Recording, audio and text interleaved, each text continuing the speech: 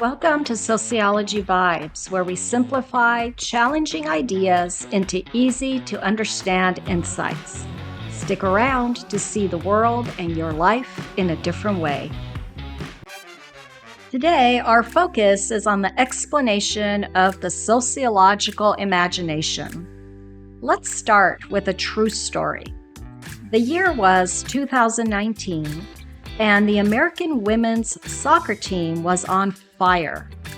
Millions of people around the globe, not just in the United States, turned in to watch the team win the World Cup.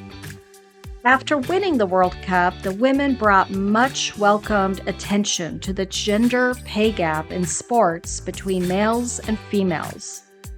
Using the sociological imagination allows us to connect our personal experiences to both current societal trends and the history of society.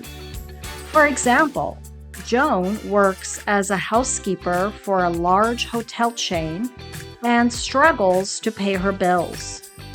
Joan notices that all of the housekeeper attendants at her place of employment are women, while the outside landscapers are males, who are paid higher wages. In American society, women historically were not allowed to vote or hold political office. Today, males still hold the majority of political offices, and issues affecting mainly females are not often given a high priority. We feel sympathy for Joan's situation. However, sociologists see a connection between the history of society, women who were not allowed to vote, and contemporary social trends, the gender pay gap. And these connections both influence and transcend individual lives, their situations, and stories. Joan often feels guilty that she can't give her children and aging parents a better life. And this is where the sociological imagination is like a superpower.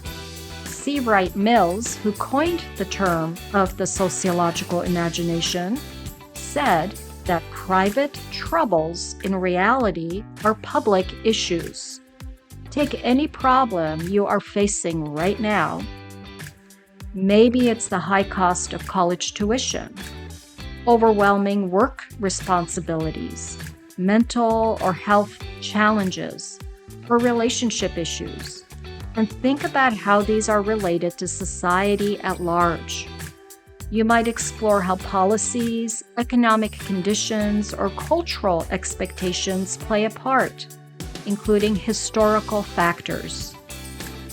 The history of the education system, for example, was initially created to transition people from rural farming to industrial work. And now that our jobs are very different from when people used to work in manufacturing and factories, education system still, for the most part, resembles its traditional roots. This leads to a gap between educators struggling to keep up with the fast pace of technological changes and students feeling disconnected from how they learn. The ability to connect our troubles to societal issues frees us from self-blame. It also gets us to think about societal change.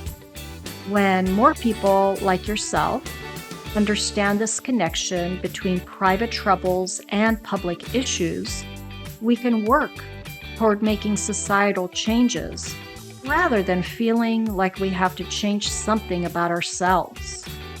For example, the high cost of textbooks is a major issue for college students, and as a result, students began to resell their textbooks to other students instead of selling them back to their college bookstores. Textbook publishers responded by creating additional resources for faculty to use. However, these resources were only available for new textbook, pushing students to not only purchase these new textbooks, but further frustrating them. Finally, a social movement was born when faculty began creating their own materials. Students began demanding lower textbook costs, and legislators started funding professors, colleges, and universities to develop zero-cost textbooks, now referred to as Open Educational Resources, or OER. So there you have it. The sociological imagination is a powerful tool that helps us be kinder to ourselves, more socially aware, and maybe more motivated to work toward the type of social change we want to see in the world and in our communities. It's about recognizing that your life story is part of the bigger picture.